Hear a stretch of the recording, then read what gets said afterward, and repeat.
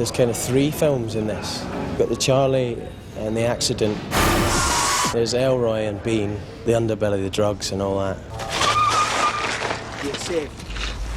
And then there's the music side of it. The thing that links that together is the friendship. It's basically just about reality and what happens to young people in London growing up, dealing with life. When you first get off with a girl, it's just the best thing in the world, and you never get it back again. You never do. That's what I miss as an adult. I miss that, and I wanted to show that. This period in my life I remember vividly, and this exact same process of defining who I was as a person, and in this huge world what I wanted to do with my life. How about you, Ritz? Are you ready to leave the confines of South London? Discover your purpose? Justify your existence? Oh, yeah. The more stuff life throws at you, the more questions you start to ask, or at least I ask. He's like a brother to me! Oh, yeah. I'm glad I ain't your brother, son. I like it because it's fresh young people. You know, it's not your superstars. You believe these guys, and then actors are wonderful animals because they understand they can't act alone. It's fantastic working with all these guys when we're all sort of similar age, and we're all really hungry for it. We're really so up for it. Bricks, don't suck your cheeks in. You look like you've been kicked in the bollocks. Oh, sorry, man. Leave it out, yeah? No, it's cool, and it's nice to have so many people to bounce off, and there's loads of different people in there, and you're getting loads of different sort of feedback, and I think some of the big group scenes really work. I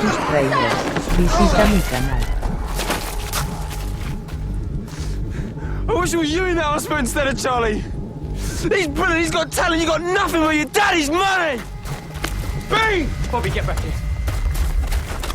Personally, the sort of darkness sort of fascinated me, and that, that he's got some stuff where he sort of can really vent his anger, and it's enjoyable to do that, and it's fun playing a bastard. Unknowable, alone among unknowing others in a club.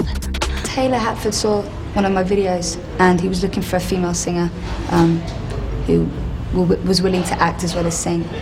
Please, can I go now? Stop. Sustain the note, Iona. Sustain the note.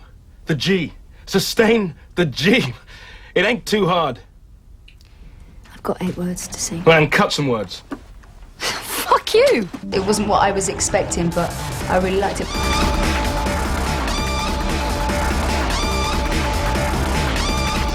Made me appreciate this kind of music a lot more as well. It certainly gives you a neck ache from headbanging, but it's good fun. I don't think there is any real hardcore moral.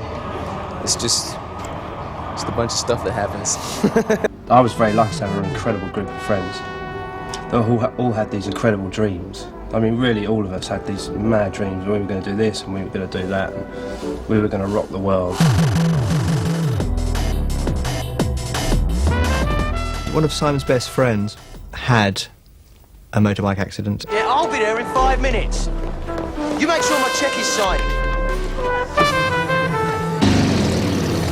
And it was that experience of seeing the best mate go through this process that inspired Simon to write this film. When the accident came at 22, we were all like roughly about 22.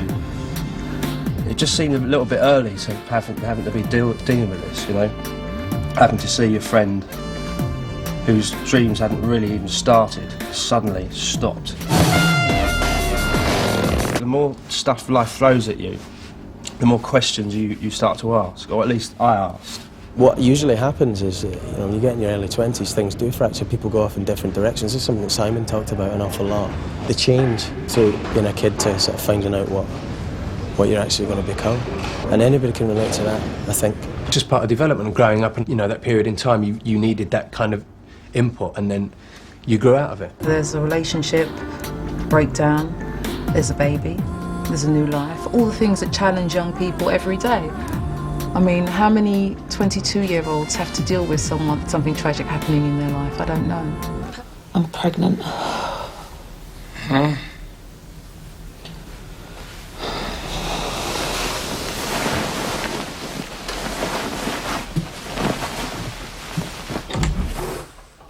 What?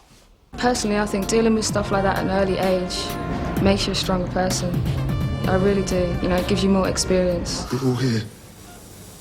Billy and Sam, we're all here for you. We ain't going no place, you know that, right? It's not very often that you get a film specifically about this age group. It's a sort of between school and adulthood. This is kind of no man's land. It's basically just about reality and what happens to young people in London growing up, dealing with life. We've all had our own stories, put it that way. I think kids are growing up too fast these days. Society, I think, it's making kids grow up too fast. No, don't shoot, she's innocent! No, I'm not. It's just sort of what you take from it. It's like balancing it up. I mean, if you look at everything as dread, you know, everything's, oh no, I've got this exam to hand in, or I've got all this work to do, or yeah, I've got to do it, but you know, I'm moseying through it and I'm beginning through it. I think that's the attitude that I've always taken. Bean, you're still planning to go to music college? Music college? No, I get dizzy when I go north of the riverside. If things maintain a status quo, then your friend's there forever. But the nature of life is that it will never maintain a status quo for more than a transient period of time. So after that, what happens then? If you're resisting change, then it's destructive.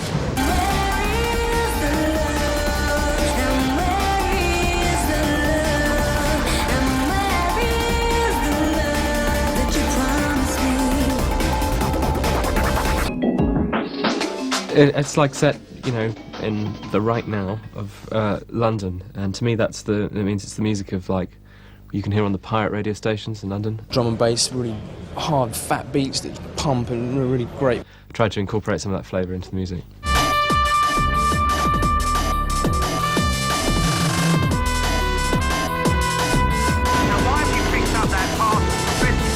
The one thing that I love about, you know, living here and being in London today is that this is a city that is exciting.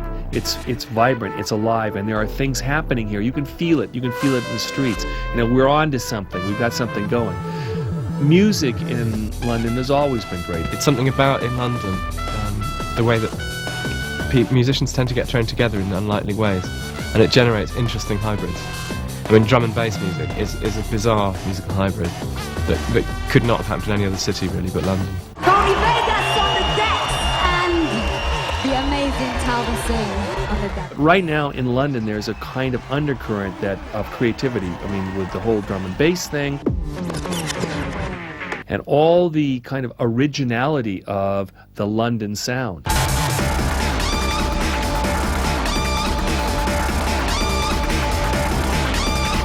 It's much more angular, unpredictable, changing its style from moment to moment. Rhythm and bass, I mean, that's what's driving it. There was presentation and erupting debate. We had boats, made love in good faith. Your touch, so I knew you'd hate. I think music's really important for teenagers. They can relate a lot to the music, whatever music they're into. Tears are waiting and fears are waiting. Oh yeah, you hear a song and you love it. You've got to share it with your friends, and you know, if they love it, then that makes you feel good to expose them to something that you know what I mean. It's touch them. It's really nice for me to be able to just look back at how I was feeling when I was younger. I always wanted to be a singer. Can't you read? You're supposed to come after me, stupid. That's sort of my sort of generation, sort of house generation, sort of dance, you know, drum and bass. I mean, I'm a clubber and was a big clubber, and you know, I really dig the music, you know. Hi.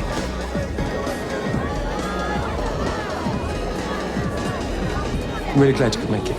Well, glad to see if it'd all been worth it, eh? Anybody can sit down and express themselves on a keyboard and come up with something that's valid, you know, and to get that in there is cool. It's brilliant. I really enjoyed myself. It's been a laugh. Everyone's really lovely. The audience have been great. We're really egging you on when you needed it. So it's, you know, everyone's putting their weight, and it's brilliant.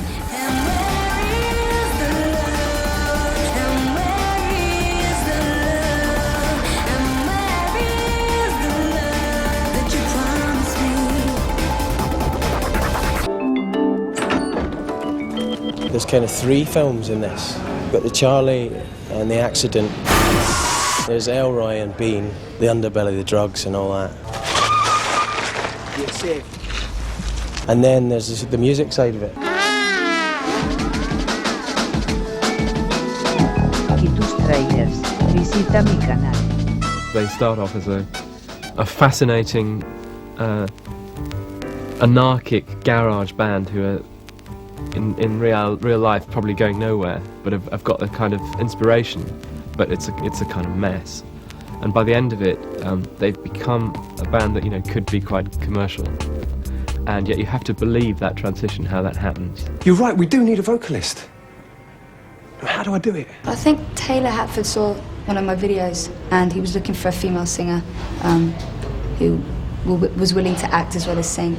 Please, can I go now? Stop. Stop. Sustain the note, Iona. Sustain the note. The G. Sustain the G. It ain't too hard. I've got 8 words to sing. Well, then cut some words. Fuck you! It's been good fun, it's always a challenge and I'm up for a challenge. This is wicked. Sam reckons it's a bit too busy. Yeah, well, what does he know is just a manager. Ben Waters spent a great deal of time trying to learn the trumpet.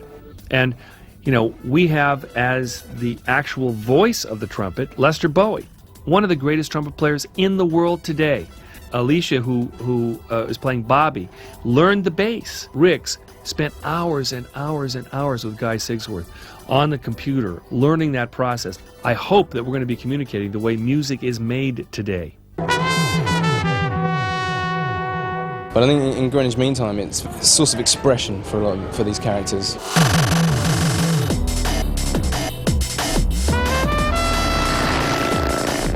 They're chasing realistic dreams. Do you mean it's quite a smart thing to do? You know, you kind of chase dreams that are attainable, and even if it is sort of, well, we want to be huge musicians and we want to be the biggest thing, but chasing them in a logical way, and actually going out and getting a band together and formulating it and getting managers and getting some connections and then trying to work on it, you know, and hopefully getting, you know, big gigs. So don't you dare try to calm me down, my ache to subside, 'cause you have injected yourself into me, I may well expire. I got carried away. You do get carried away. It's really nice to just let the music and act a bit mad every now and again, you know.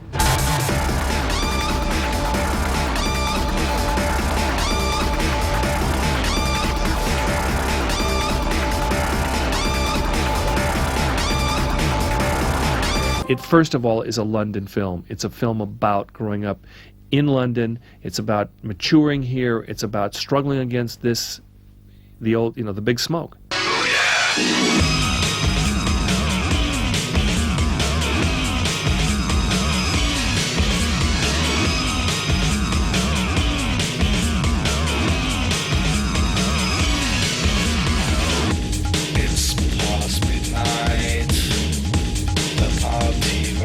I mean, it is sort of a slice of life kind of thing, really, and it's a very sort of real journey that they all take.